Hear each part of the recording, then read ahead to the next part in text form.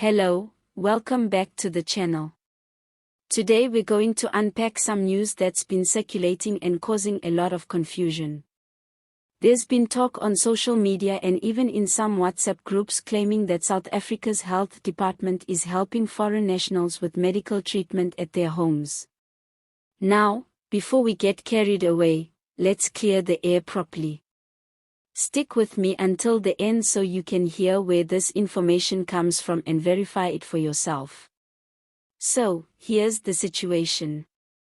The Department of Health in South Africa has come out very firmly to say that this claim is not true. They are not sending doctors or nurses into people's houses to provide medical care for migrants, whether they are legal or undocumented. This is just another case of misinformation being spread online, and as we know, once something like this hits Facebook or TikTok, it spreads like wildfire. The concern is understandable though. South Africans have been dealing with overcrowded hospitals, long waiting times, and limited resources. So when rumors like this pop up, they spark anger and frustration because people feel like their own needs are being overlooked. But the reality is that the health department has stated clearly that they don't run house call services for anyone, not even South African citizens. If you want medical treatment, you still have to go to a clinic, a hospital, or a registered healthcare facility. This whole situation also highlights how sensitive the topic of migration is in our country. With so many foreign nationals living here, legal and otherwise, issues around healthcare, housing, and jobs often become heated debates. Some South Africans genuinely believe that foreigners are taking up too many public services, while others argue that the real problem lies in how the government manages its resources. But what can't be denied is how quickly misinformation spreads and creates unnecessary divisions among communities. The Department of Health explained that their role is to provide care in line with the Constitution, which guarantees health care for everyone who lives in South Africa, regardless of their nationality.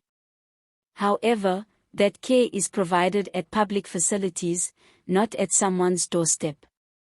The department also urged people to be careful about where they get their information, because false claims don't just confuse the public, they also add more pressure to an already strained healthcare system. And honestly, if you think about it, the idea of government health workers going around knocking on doors to treat migrants doesn't even make sense.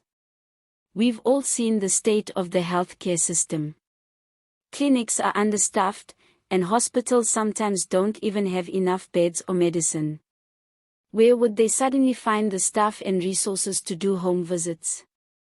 It's a claim that doesn't hold up under basic scrutiny, but because it plays on existing frustrations, people tend to believe it easily. Now, on the brighter side, the Department of Health says they are working on better communication to tackle misinformation and make sure people know what's real and what's fake.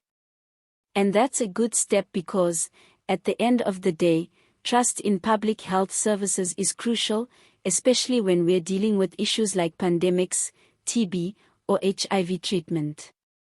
So, let's just take a moment to laugh at the idea of a health department van cruising through the neighborhood, knocking on doors like, "Hi, we're here to treat you because Facebook said so." I mean, really, if only healthcare worked that way, right?